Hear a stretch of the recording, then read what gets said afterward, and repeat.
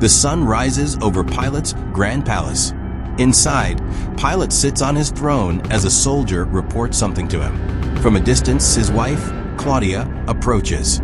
Seeing her, Pilate dismisses the soldier with a single word: "Leave." Claudia steps closer, her face filled with anger, and said, "They've arrested Jesus. Why? What crime has he committed? Are you the governor, or is Caiaphas running Judea? Free him."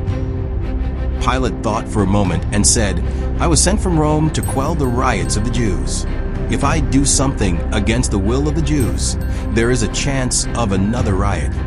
Immediately Claudius said, "You have the power to free a prisoner on the Passover festival, don't you? Use it, release Jesus." Immediately hesitating, Pilate said, "I already promised to release Barabbas that day." Claudia's eyes burn with frustration. Barabbas. He's a murderer. He caused countless deaths in the riots. Jesus healed the sick. He even raised the dead.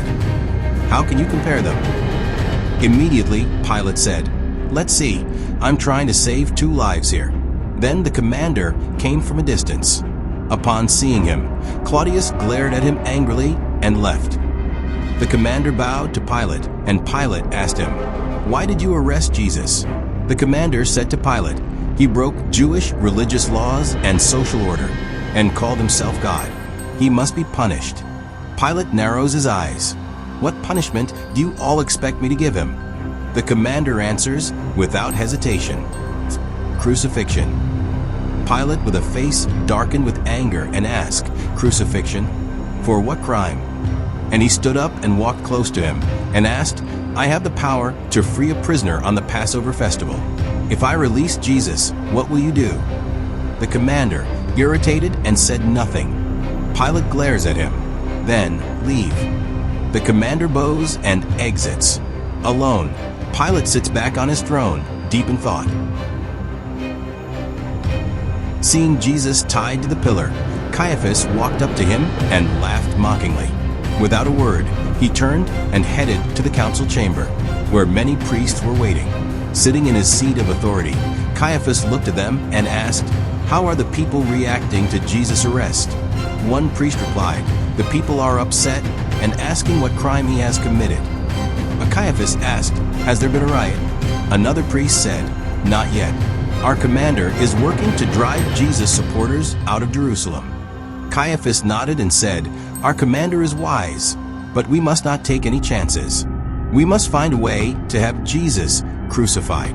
Only then will I be at peace." One of the priests asked, "But the charges against Jesus are not serious enough for crucifixion. What if Pilate decides to release him?"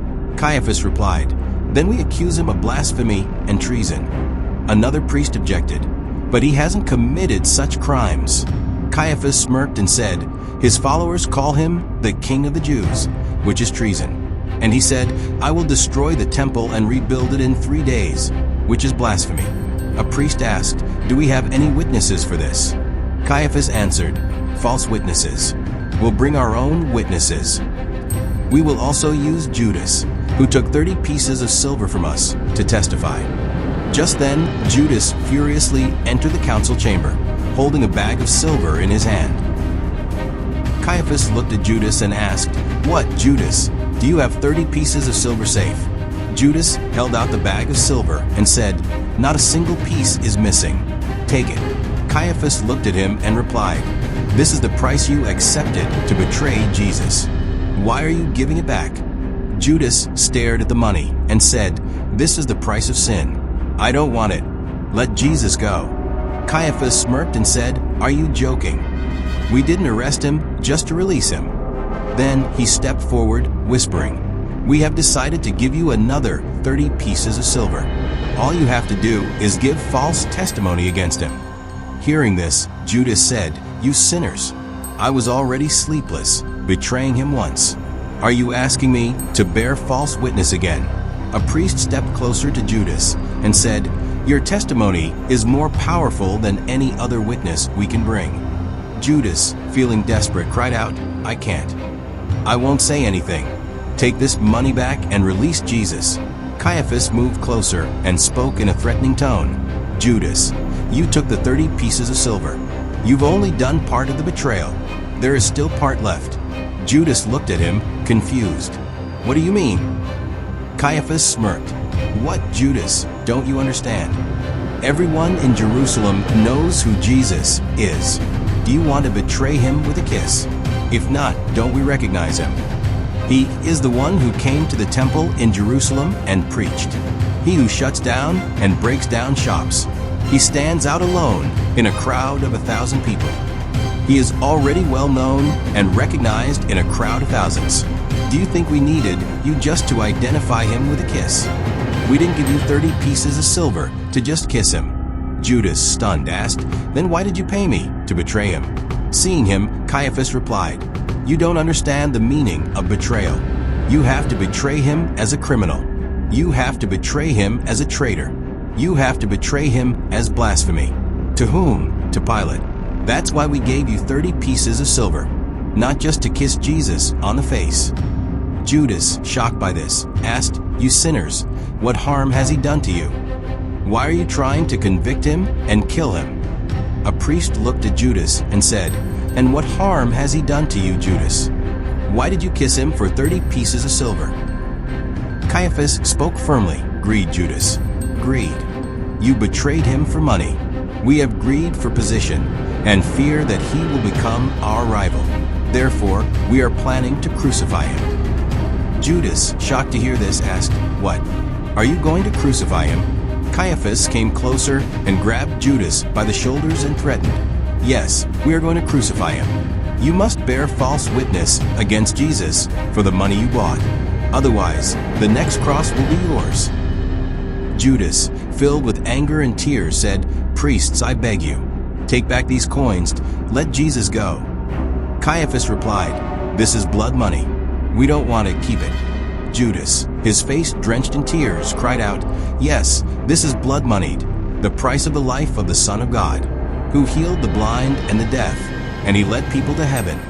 Take it and let Jesus go." Caiaphas turned away and returned to his seat without touching the money. Judas then turned to another priest and pleaded, "Take it yourself." The priest, refusing to look at him, said, "No, this money smells of blood. Keep it to yourself." Judas, broken, collapsed against a pillar, sobbing, "Blood money. Isn't this blood money the price of the one who was born to save the world? It will always smell of blood, only blood." He suddenly stood up and ran to Caiaphas once more. "I don't want this money.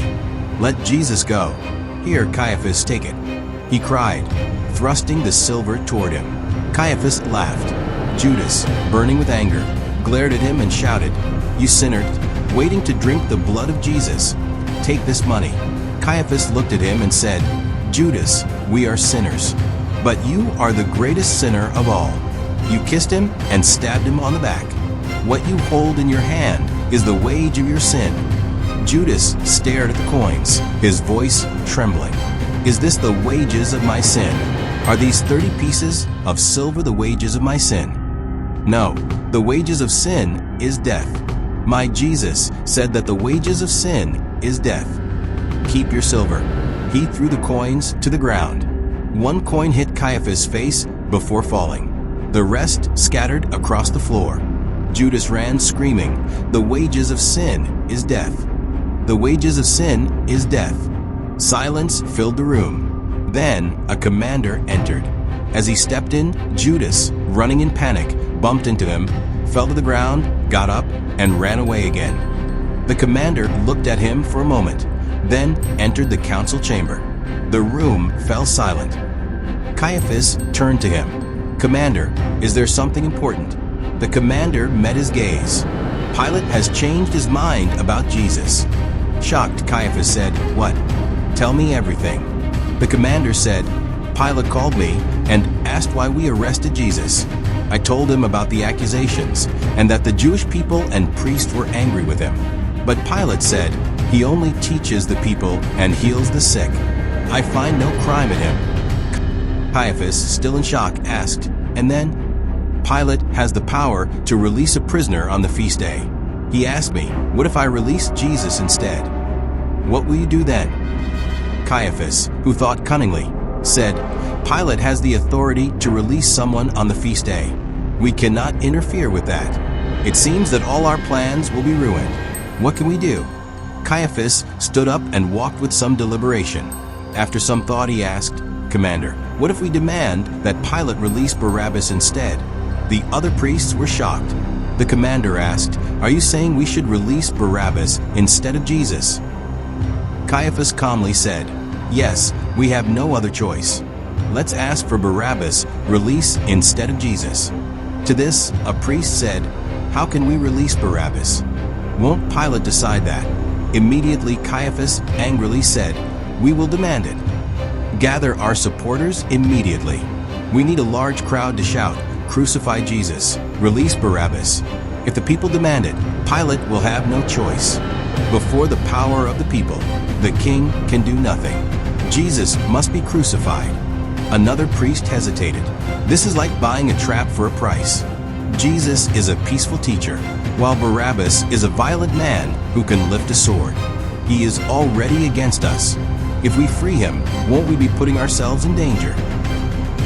Immediately Caiaphas said, "You fools, what is Barabbas' request? A plot of land for a burial ground. If we buy it and give it to him, he will shut his mouth. But Jesus is different. He has influence over the people. If we let him continue, he could grow too powerful.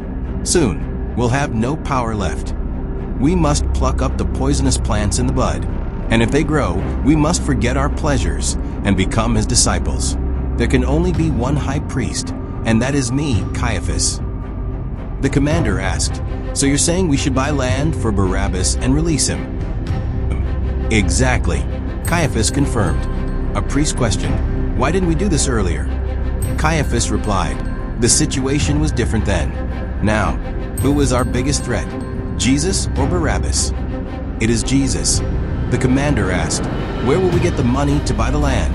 Caiaphas looked at the silver coins scattered on the ground and said, "Here it is, Dad. These are the silver coins that Judas received for betraying Jesus. This is blood-stained money. We cannot keep it or use it for the temple. Use this money to buy a field. Since the land is bought with this blood-stained money, from now on, that place will be called the Field of Blood." The room fell silent.